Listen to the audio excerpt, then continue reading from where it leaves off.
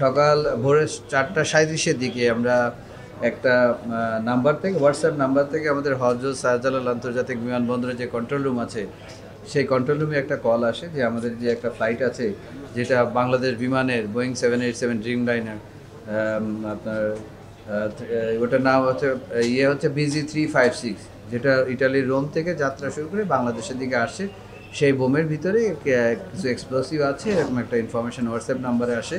তো আমরা যখন হোয়াটসঅ্যাপ নাম্বারটা চেক করি তখন চেক করে দেখি একটা পাকিস্তানি হোয়াটসঅ্যাপ নাম্বার।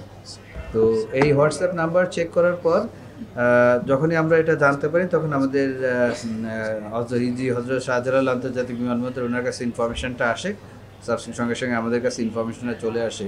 যেটা আসার সঙ্গে সঙ্গে আমাদের যেটা নিয়ম অনুযায়ী যেটা করি as per standard operating procedure আমাদের আছে।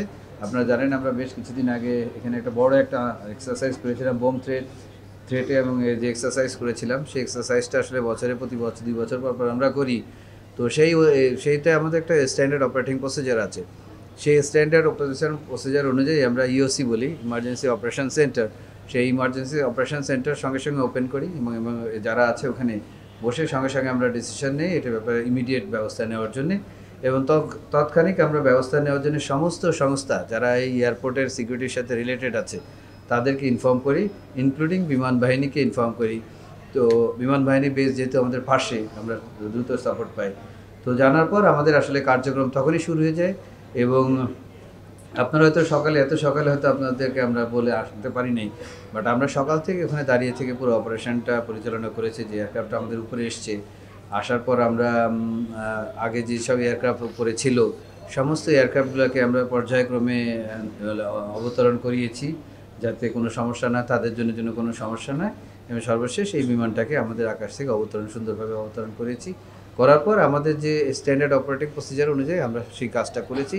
এবং আমি অত্যন্ত আনন্দের সাথে বলছি যে আমি চেয়ারম্যান সিভিল এভিয়েশন এবং আমার সাথে আমার যত মেম্বাররা ছিল এবং আমাদের স্পেশাল ইডি হজরত শাহজালাল আন্তর্জাতিক বিমানবন্দর গ্রুপ ক্যাপ্টেন কামরুল এবং আমার যে ডাইরেক্টর অ্যাফসেক ছিল উইং কমান্ডার জাহাঙ্গীর, ওনারা অসম্ভব সুন্দর ভালো কাজ করেছেন। আমি বলবো আমরা দাঁড়িয়ে থেকে এখানে সামনে থেকে আমরা পুরো কাজটা অবজার্ভ করেছি, বিউটিফুলিভাবে কাজ করেছেন এবং যেভাবে প্রফেশনালি একটা জিনিস হ্যান্ডেল করা যায় এবং এক্সারসাইজের থেকেও প্রফেশনালি তারা কিন্তু আরও বেটার ওয়েতে জিনিসটাকে হ্যান্ডেল করেছেন এবং রিয়েলি অ্যাপ্রিসিয়েবল জব করেছেন। তো আমি সবার পক্ষ থেকে তাদেরকে আন্তরিক ধন্যবাদ জানাই। তারা যে সুন্দর পরিচয় অনসিন কমান্ডার হিসেবে, ডেপুটি অনসিন কমান্ডার হিসেবে যে কাজগুলো করেছেন এবং আমরা যারা ছিলাম, আমি এবং আমার মেম্বার অপারেশন ছিল, মেম্বার সিকিউরিটি ছিল, অন্যরা ছিল, তারাও কিন্তু আমরা সঙ্গে সঙ্গে তাদেরকে গাইডও করেছি। গাইড করে পুরো অপারেশনটা কিন্তু আমরা সবসময় ওখানে থেকে করেছি আলহামদুলিল্লাহ। একটুখানি আমরা আজানের বিরতি দিই। ধন্যবাদ। এটাকে গুজব আমি বলবো না, গুজব হোক যেটা হোক, আমাদের কাছে যদি কোনো তথ্য থাকে সেই তথ্যর ভিত্তিতে আমাকে ব্যবস্থা নিতেই হবে। কারণ এখানে একটা যাত্রীর জীবন আমার কাছে ইম্পর্টেন্ট। ইভেন যদি প্লেনে একটা যাত্রী থাকতো, weed have taken the same action that we have taken. এরপরও যদি আসে একই অ্যাকশন তো আমাদের করতেই হবে, কারণ আমরা তো রিস্ক নিতে পারবো না। We are dealing with lives, সেটা মাথায় রাখতে হবে। আমি সাহেব, যাত্রী চলাচল অ্যাবসলিউটলি ছিল, কোনো যাত্রীদের কোনো প্যানিক বা কোনো কিছু হয় নাই। বিকজ আমরা ইনিশিয়ালি প্ল্যান করেছি যে সকালে ওই সময়টা আমাদের অনেক এয়ারক্রাফট আসে, একটার পর একটা এয়ারক্রাফট ল্যান্ড করে।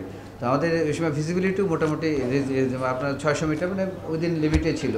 তো আমরা যেটা করেছি কোনো প্যানিকই ক্রিয়েট না করে পুরো ইভেন্টটা থার্ড টার্মিনালের সামনে নিয়ে গেছি, দূরে নিয়ে গিয়েছি, যাতে জাতির সাধারণের জন্য আসলে কোনো এফেক্ট করে নাই বা তারা কোনো প্যানিকও হয় নাই।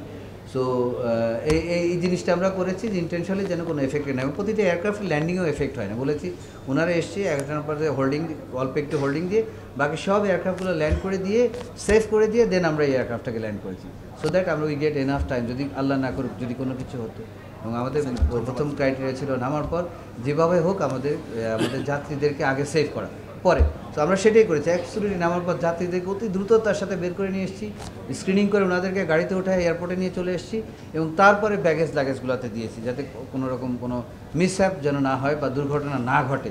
এবং আমরা পুরো মেশিন দিয়ে স্ক্রিনিং করেছি, করে চেক করে দেন একটা করে লাগেজ নামিয়ে এনেছি, সবগুলো চেক করে ওনাদেরকে বুঝিয়ে দিয়েছি। পরে প্যালেটগুলো নামিয়ে চেক করেছি, প্যালেটগুলো স্ক্রিনিং করেছি, এক্সরে করেছি, তারপরে ওনার যাত্রীদেরকে বুঝিয়ে দিয়েছি। আলহামদুলিল্লাহ কোনো অসুবিধা হয়নি। এত বড় একটা অপারেশনে তেমন কোনো জটিলতা হয় নাই।